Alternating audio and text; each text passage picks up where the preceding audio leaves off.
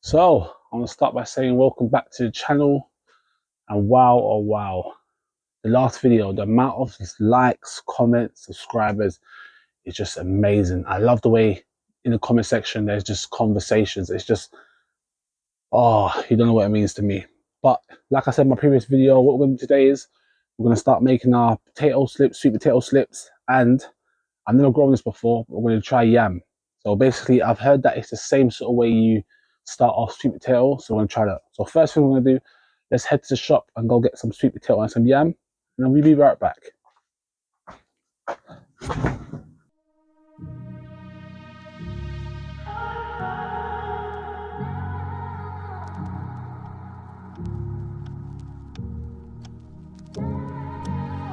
I could be the one you talk to when you're feeling down. I could be the one you run to when the moon hits the ground. All right, so we're back, and this was all brought from the market. One thing I want to touch on before we get into this video is that I feel like we should all support our markets more. For instance, normally when I try to go sweet potato, it normally costs me, I'll buy averagely 3 to 4 sweet potatoes, and it costs me somewhere between, let's say, £5 to £6. And I've just gone to the market and I've got 3 bowls, which I've got about, let's say, 6 sweet potatoes for £3.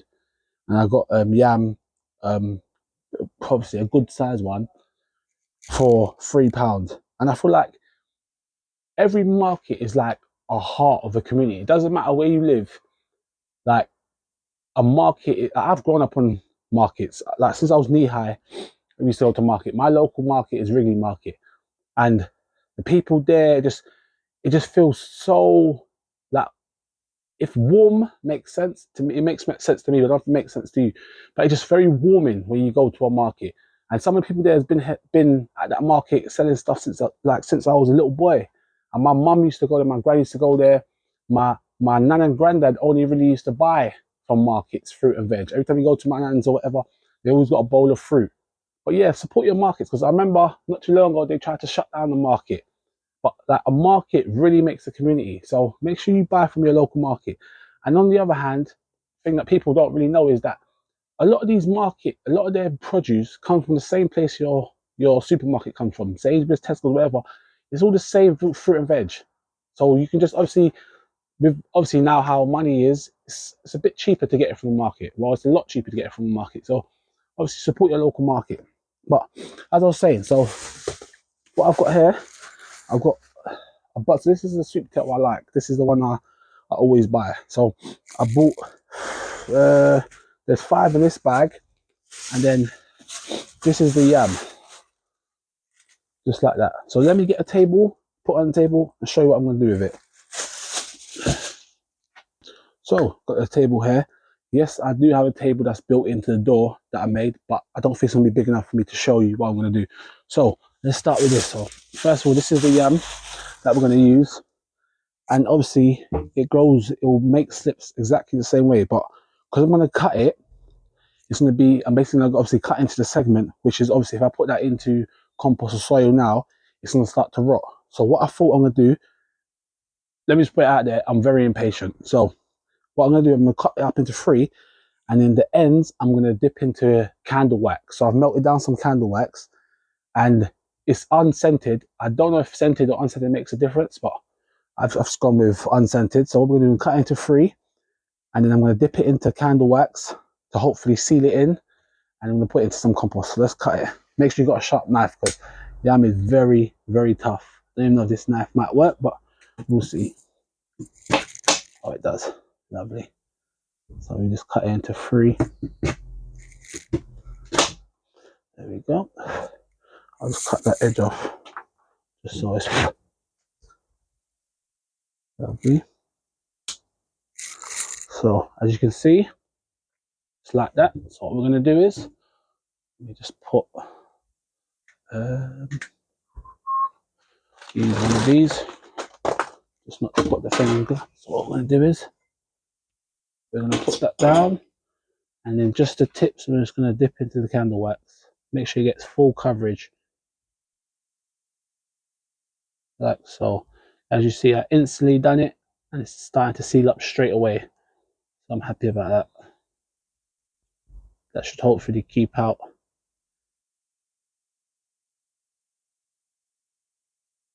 Just like that. As you see, it's done a real top. There's a little slight bit left open, so I'll go over that again. But for the most part, it's sealed. So I'll just double do it because I heated up quite a bit. So that should be alright. We put that on to the side. This one, same sort of thing. Just fully dip it in.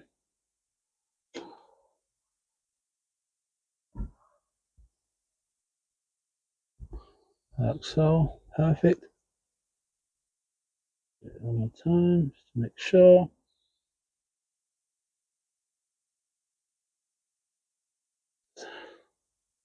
And then this mammoth piece, move it around just so it gets all the little bits.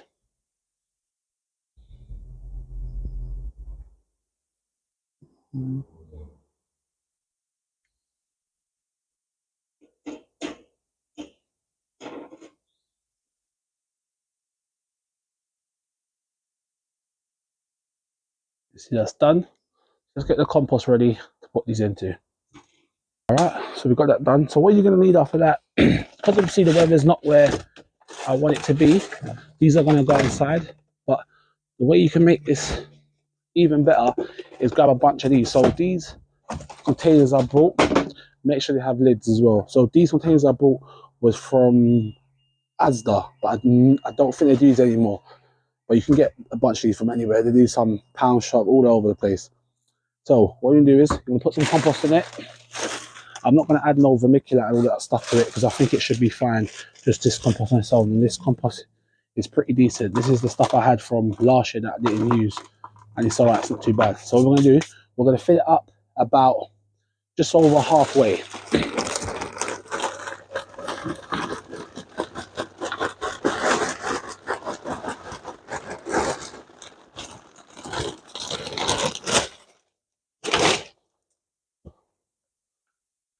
Don't be afraid to get in there.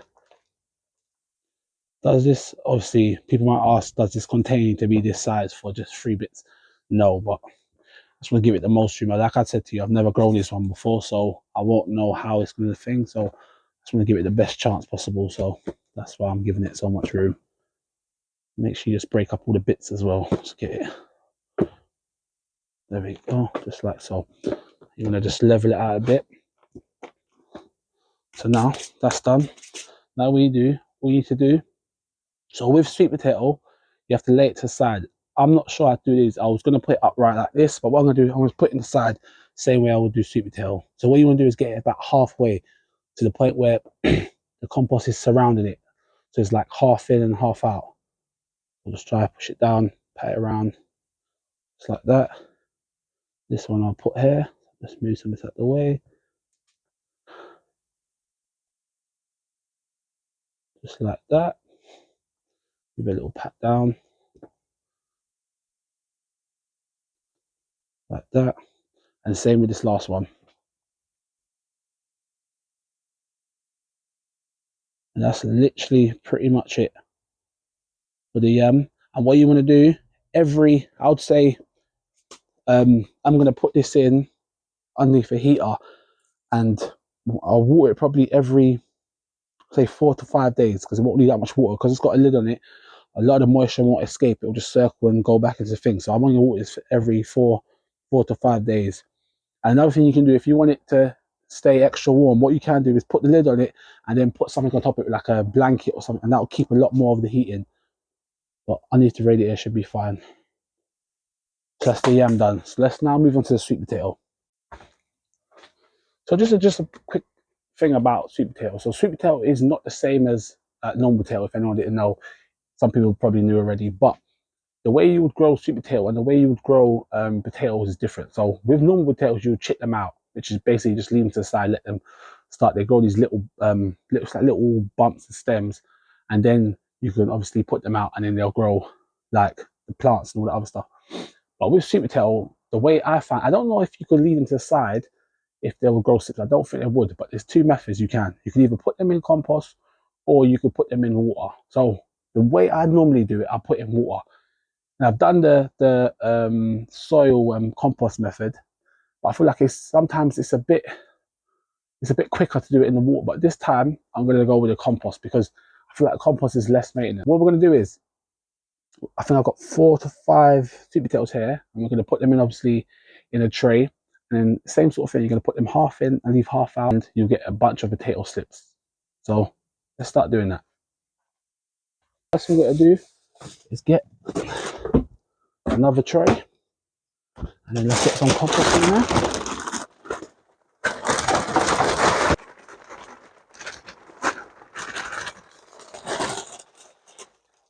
So I think obviously if you want to start getting into growing sweet potato, I think you should start with this method, because there's pros and cons with obviously growing it in water.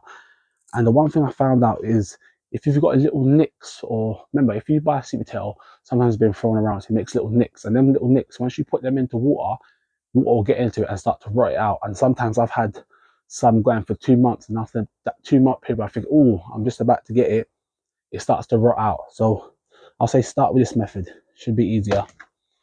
Just like the other one, try to get rid of all these little lumps and bumps.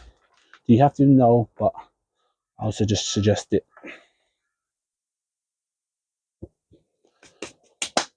Lovely.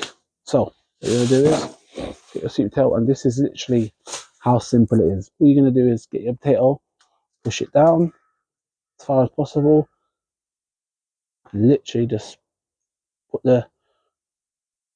pat the compost down around it. That's literally all you got to do.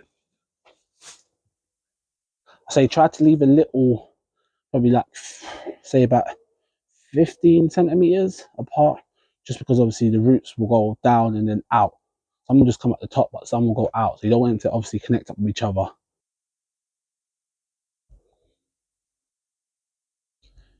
Don't worry if you planted it a bit too deep, it literally wouldn't matter, the roots are still going to come out. So yeah, like that.